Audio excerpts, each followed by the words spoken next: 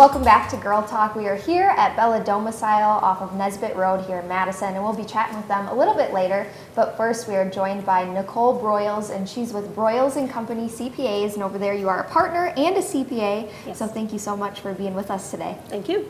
And today we're talking about education-related tax savings, which I was just saying, I wish I would have known more about this kind of stuff when you're in school, and it's not really on your mind, but man, when you're paying back those student loans later, you're thinking about all the ways you could have saved some bucks. Yes. So first, let's just go over what tax benefits are available for students. There are three main ones for education and tuition-related expenses. It's the American Opportunities Tax Credit, a Lifetime Learning Credit, and tuition and fees deduction. Okay. As a side note as well, you can have a deduction for student loan interest when you start paying back all those education There you expenses go. on Good to which keep you in have mind. taken money out to pay. So Okay. Good. those are the ones. And we're talking college education. That is right? correct, yes. Okay. This is anything over and above high school. All right, hope that wasn't a dumb question. No. And what's the difference between those three? Two were credit, one was a deduction. That's correct. So the deduction is a deduction from your income before the tax is even calculated. Whereas the credit is going to be a dollar for dollar reduction of whatever tax you owe for the credit you're eligible for. Okay. Okay, so some great options. What about eligibility? What are the qualifications to be able to do these things?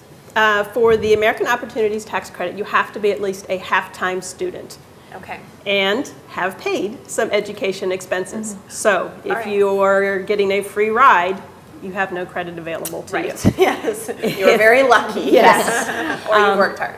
But The yes. tuition and fees deduction and the lifetime learning credit, you simply have to be enrolled at least in one class Okay. and have paid expenses. So, and the expenses follow the dependent essentially. So if you are a parent and you have a child who's going to school, you claim that credit on your tax return. I It's not see. claimed by the student. Okay. It is claimed by the parent who is claiming that dependent. Sure. So that makes sense. It's based on who is actually paying Right.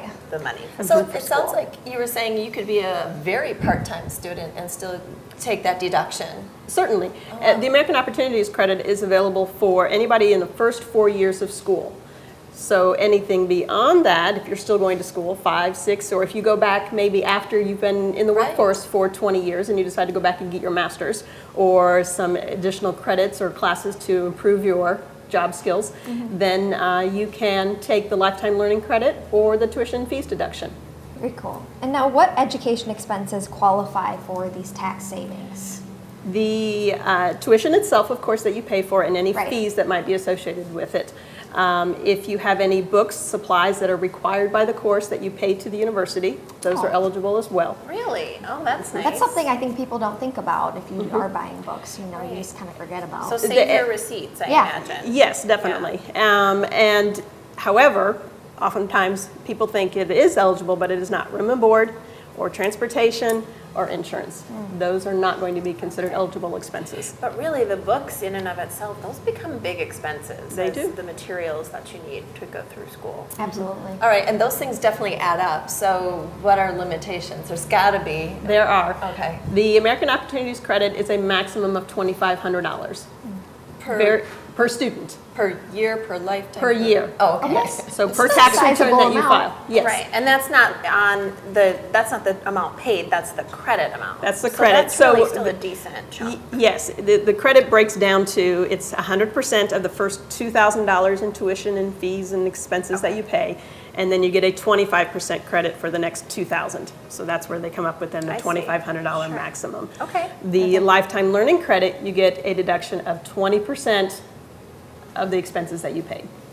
Some great information. We always love having you here. You always break it down and do a level, you know, where you can really understand it. Where It's we always- can understand it. Yeah, and it's always just good to have an expert. You can't be an expert at everything yourself. This is 101. Yeah, absolutely. So Nicole Broyles with Broyles and Company CPAs, thank you so much for being with us. Thank you. And Girl Talk will be back with more right after this.